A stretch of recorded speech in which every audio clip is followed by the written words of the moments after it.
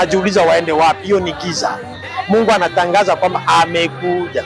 Waamini Yesu Kristo tu kama Bwana Mwokozi wao, na waambie Yesu, tuangazie nuru katika shida zetu.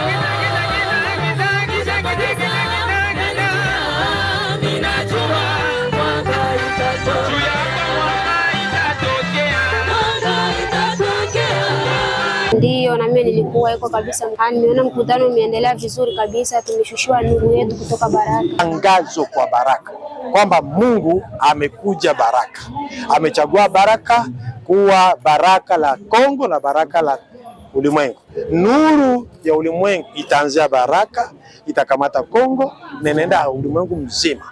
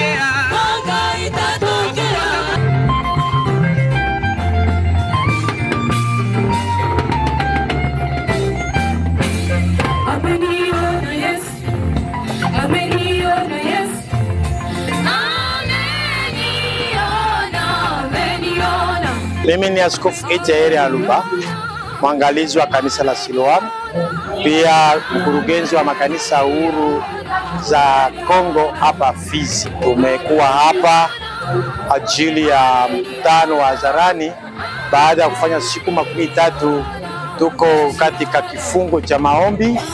Mungu ametushurutisha tuje tukaambie watu wa Baraka yale Mungu anayotaka fanya Baraka. Mkutano umeendeshwa kwanza, tema ya mkutano ilikuwa nuru yako imefika, na sisi kama vile kanisa tukisaidiwa na makanisa zingine, na tumefanya hiyo mkutano ili tujulishe watu wa Baraka wa Fizi kwamba Mungu amechagua Baraka ili iwe baraka kabisa kamili, na ulimwengu mzima itakuja hapa kupokea nuru Mungu aliyoangazia hapa Baraka.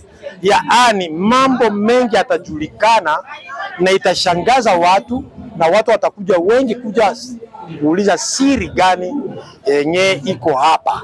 Na ndio maana tulipenda tukuje kuambia watu kwamba hii ni kama vile tangazo kwa Baraka kwamba Mungu amekuja Baraka.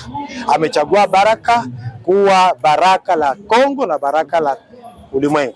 Nuru ya ulimwengu itaanzia Baraka, itakamata Kongo na inaenda ulimwengu mzima, na itafunua mambo yanayofichama, na watu watubu wamrudilie Mungu kwa kuwa Mungu amechagua Baraka na Kongo. Unajua kwamba Mungu mwenyewe anakuja sasa. Watu wote watubu, watengeneze, wajiambatanishi na Mungu, kwa kuwa Mungu anapenda atusaidie kila mtu kwa maisha yake. Hata kama tuko katika shida, wainuke, wasimame, waamke, kwa kuwa nuru hapo imekuja. Mungu hapo amekuja, anakuja kuwatetea, anakuwa kuwasaidia, kwa kuwa kila mtu wanyeko nje ya Baraka wanagandamizwa, wanalemewa na mizigo, wanajiuliza waende wapi? Hiyo ni giza. Mungu anatangaza kwamba amekuja. Waamini Yesu Kristo tu kama Bwana Mwokozi wao, na waambie Yesu, tuangazie nuru katika shida zao. Hii leo ni mzinduo, ni mzinduo wa programu kubwa sana. Kila mwezi tutakuwa mahali quartier fulani hapa Baraka Centre. Baraka kwanza, hii 2026 yote ni Baraka.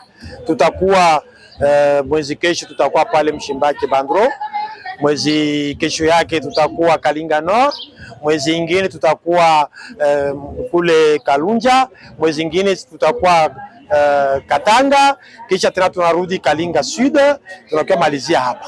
Maana yake tunapenda Baraka kwanza ijue wajibu wao, kwa kuwa Mungu amechagua Baraka itakuwa centre kuu, inakuja watangazia centre kuu ya kimungu, watu watakuja Baraka kwanza ifunguke, iamke.